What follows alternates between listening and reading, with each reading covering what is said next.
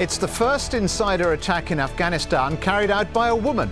Is this another sign Afghan politicians and troops aren't ready to take over security? And in another first, direct talks between the Taliban and Afghan officials. This is Inside Story.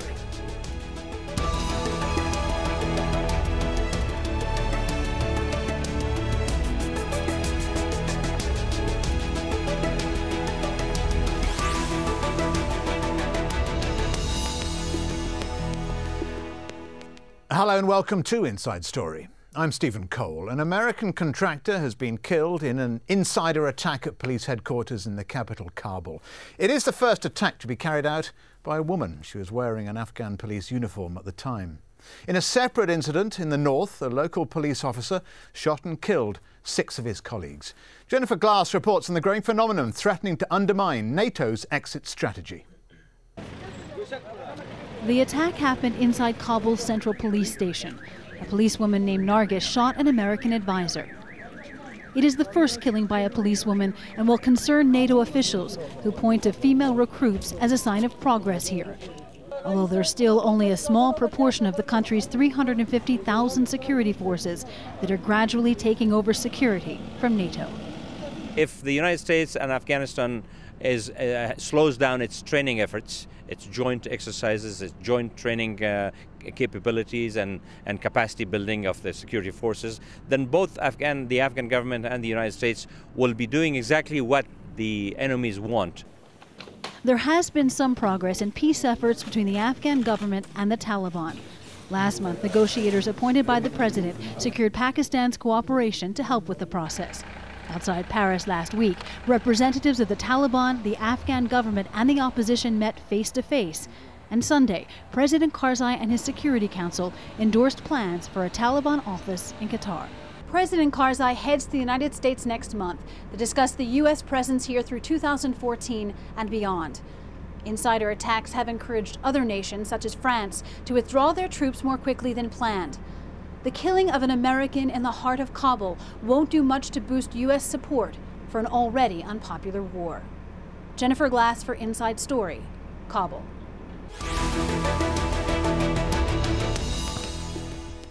So, is Afghanistan ready to take full control of its military and political process? And what part could the Taliban play if peace talks move towards any kind of resolution? To answer those questions and others, we're joined by our guests in Kabul. Ahmad Shah Ahmadzai, Prime Minister of Afghanistan from 1992 to 1996. Also in Kabul, Daoud Sultanzoy, former member of the Afghan Parliament. And from Islamabad, Ejaz Haider, a senior advisor at the Sustainable Development Policy Institute. Welcome to you all, gentlemen, but I want to go to Daoud Sultanzoy first. 2012 has seen an upsurge in so-called green on blue killings. More than 60 foreigners have been killed. Has that led to a breakdown of trust between local and NATO forces? I think it's a combination of many factors. We cannot just simplify it with one thing and brush it aside. It's a combination of many things, one of which is the very successful infiltration of the opposition, armed opposition. The other fact is the way the international community approached the Afghan dilemma from the very beginning, a lack of proper coordination and understanding the real problems, the on-the-ground problems. And also, last but not least, the very poor coordination of international forces and the Afghan government and trying to vet people, and the vetting process also has much to be improved. I think all these factors can play a role, and also sometimes cultural gaps and vendettas also play a role in this. Ahmad Shah Ahmadzai, 5 Afghan police killed in an insider killing, 1 American official killed by an insider too. Afghans are bearing the brunt of insider killings. Yeah, you know, the Afghans, they are very sensitive against the foreign occupation. So every Afghan now, every individual knows that this country is occupied and invaded by the NATO forces. And you cannot show me any single Afghan that they are happy with this kind of invasion. That's why now the military personnel, they are trained by NATO forces. They are killing the NATO officers and Americans. So this is a very direct hint for the occupiers to leave this country as soon as possible. Well, we're going to come to that departure, the possible departure date in a moment. But first, Ejaz Haider. Collaboration between NATO and Afghan troops have been scaled back because the number of insider attacks. Does that reduce the effectiveness of cooperation, military operations, and of course trying to build trust? Well, I'm not actually a party to what's happening in Afghanistan. The Afghans are better suited to respond to that. But as an observer, I would say that the efforts to develop a viable Afghan national security forces, both the police as well as the Afghan National Army, have obviously been hurt by these green on blue attacks. But there's also, in fact, there have been incidents of green on green attacks. So this is something which obviously will have a negative impact on field cooperation between NATO troops and the Afghan National Security Forces. And we've already seen that in places joint operations have been called off. I'm not sure how, as one of the colleagues on the program from the Afghan side has said, that it's also because of poor coordination between the Afghan government and the international forces. I'm not privy to what standard operating procedures they are adopting or whether they are also looking into recruitment. There have been lots of stories about people actually joining and then basically deserting and coming back and re-enlisting and all of that. So I think it's going to be a pretty difficult task for the Americans, for the American-led coalition, to actually put in place a viable force before their departure, their partial departure, I would say, by 2014. As you say, time is running out to achieve that. Many observers say there can only be peace if the government negotiates with the Taliban. And this week, for the first time after 11 years of war, Afghan government officials met with representatives of the Taliban and another rebel group in France. They met directly. At the secret meeting, the Afghan Taliban called for a new constitution that should guarantee civil, personal and political rights and be approved by the people. The group also signalled its willingness to share power with other Afghan groups and their representatives. The Taliban also spoke about the need to stop domestic violence against Afghan women and proclaimed their belief in women's rights. Another outcome of that meeting is the announcement of plans to open a Taliban office in Qatar. Kabul says it'll consider the office as the only official representative of the Taliban in any future negotiations between the two parties. Coming to you, Ahmad Shah Ahmadzai, a senior British politician and diplomat. Paddy Ashdown thinks the West has lost. He says it's time to get out. He says there's nothing left to achieve. There's been a political, if not a military failure. How much of that do you agree with? This is very clear that the Western forces are facing failure, and I agree to this, that they have completely failed to these objectives that they had. And again, I should stress on the point that there is a lack of communication between the opposition and the Western forces, especially NATO forces, and also the lack of the communication between Taliban and Karzai.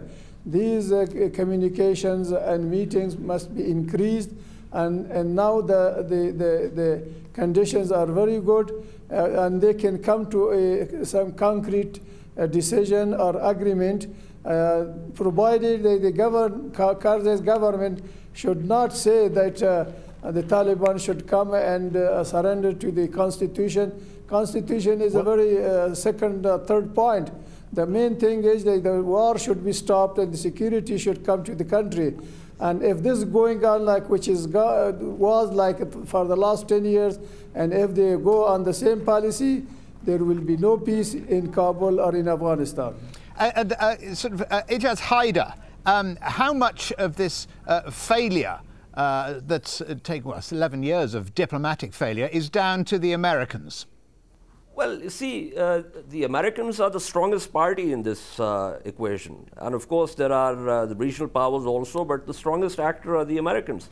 And they're the ones that led the offensive. They're the ones who sat down to try and re-engineer Afghanistan. And of course, over the years, we've seen that they've pared down their expectations.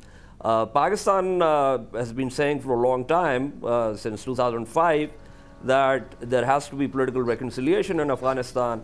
And I think over the last year or so, the various diplomatic initiatives that Pakistan has taken with Kabul are actually underpinned by that belief in Pakistan that it has to be a political reconciliation. And I think the Americans need to get very serious about this.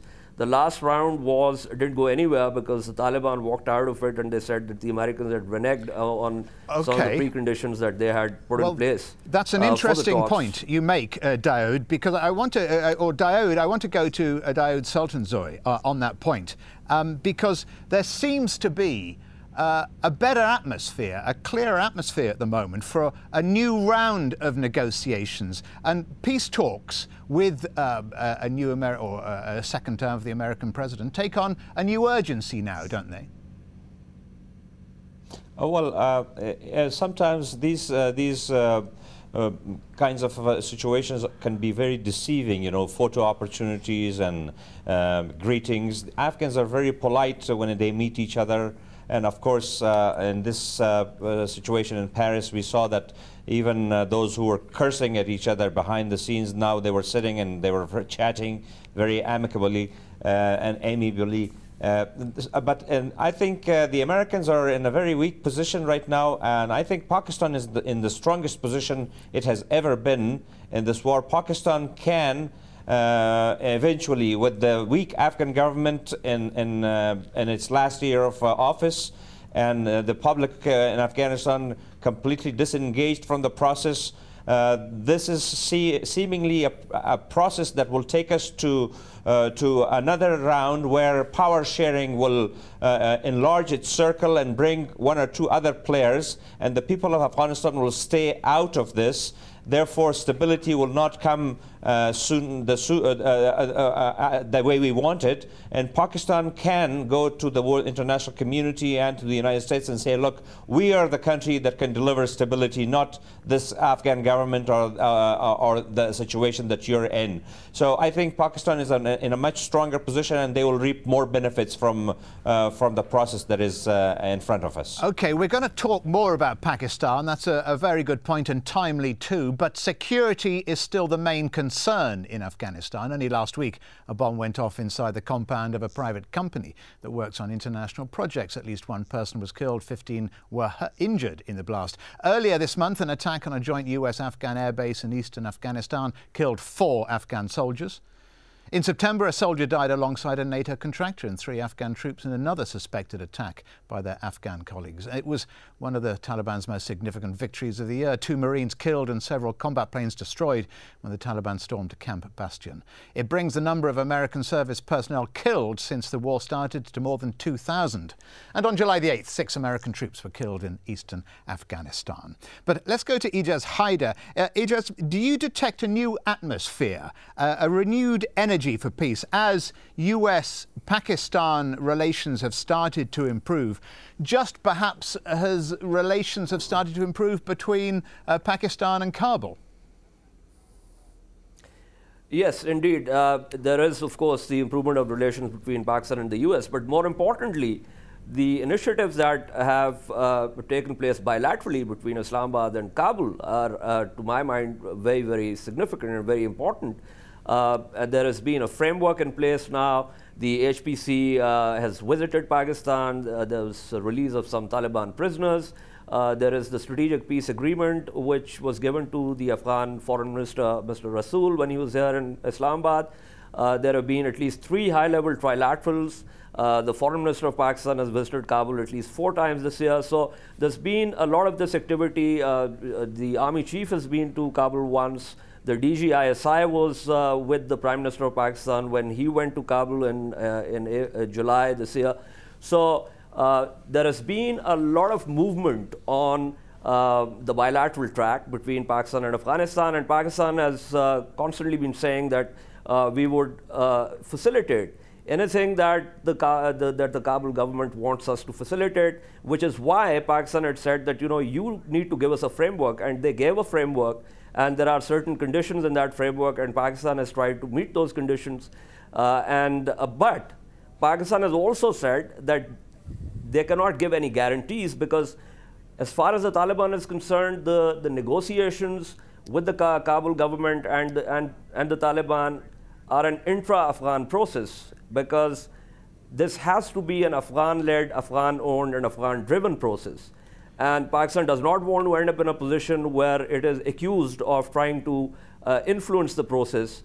What it wants to do and what it is doing, as I said earlier, is to actually try and meet the demands presented by the Kabul government. From there onwards, of course, it has to be among the Afghans to decide what they want to do. Ahmad Shah Ahmadzai, do you think Pakistan shares Kabul or Kabul's desire of transforming the Taliban from a military and a terrorist organization into a political organization? It is too early to say or to comment on this. The thing is that there should be enough communication between Kabul, Americans, and Taliban, especially Americans. The main force which is playing a role here, that's the American role. The Americans should be convinced or should be taught to sit with the Taliban and solve the many issues between these two. And then also Pakistan can help and also can normalize their relation with Kabul. This will also help the peace process to Kabul, to Afghanistan. So both, this joint efforts are needed in this peace process. That all these sides that they are involved in the issue, they must talk and seriously to each other, that we can come to some positive conclusion. Well, I wonder, Daoud Sultanzoy, whether that's possible, because the Taliban is saying it's sticking with its desire. It would only have direct talks with America. Even though peace talks at the moment in Paris, the Taliban says it'll only talk to America because it considers, as you know, Karzai's government as a government of puppets, that's all, and doesn't consider Kabul's worth talking to. Is that rhetoric, or is the Taliban serious on that line? I think it's a very important question to debate on. First of all, here we have Taliban and also Pakistan. Pakistan is calculating in this process to regain its prominence vis-a-vis the Western capitals regarding Afghanistan, and when its promise or regain its promise and the regional play and game that is going on.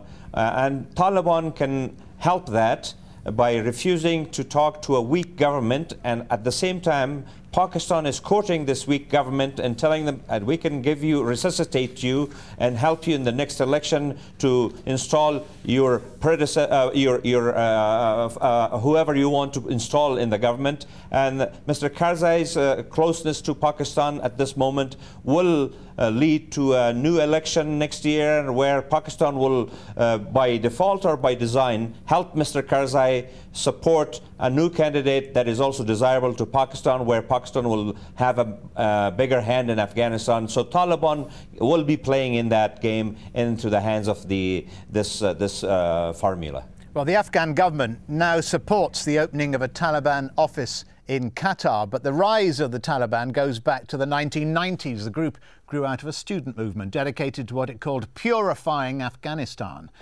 After the end of Soviet occupation in the late 1980s, the rise of the Taliban came as a relief for many Afghans, tired of the corruption and brutality of the warlords fighting for control.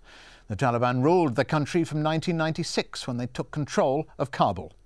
During its time in power, it sheltered Osama bin Laden and outlawed the education of women. They also banned television, music and cinema. Men were required to grow beards and women had to wear the all-covering burqa. During their 6-year rule, only 3 countries, Pakistan, Saudi Arabia and the United Arab Emirates, recognised the Taliban. Its downfall was in 2001 with an American-led invasion post 9/11. Ejaz Haider, Islamabad must be very focused on the fact that time is running out, with the Americans planning to leave at the end of combat missions anyway, by the end of 2014, and other NATO partners trying to run down next year as well.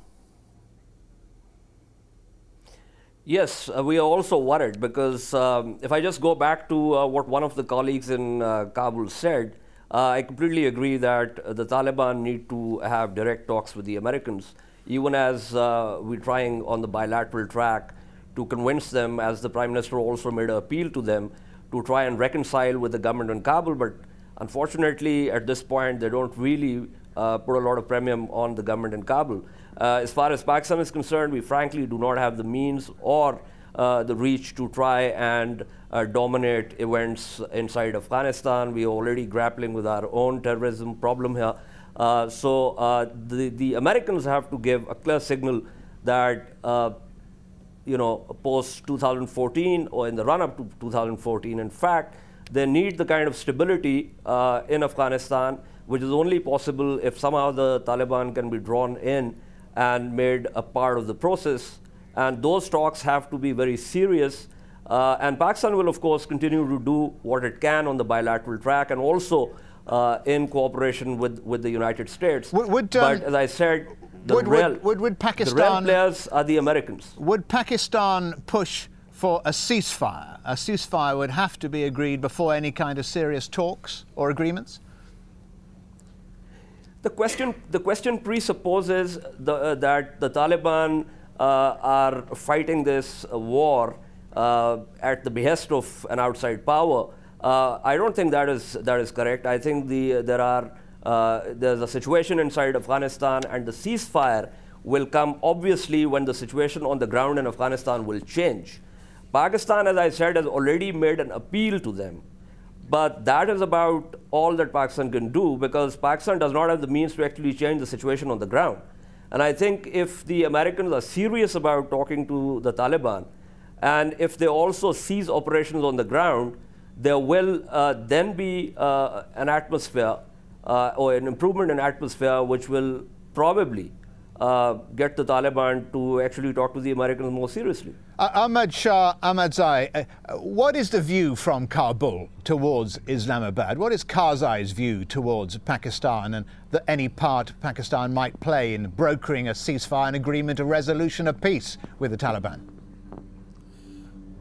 Well, Karzai's government is not stable. He's saying one day one thing and the other day something else.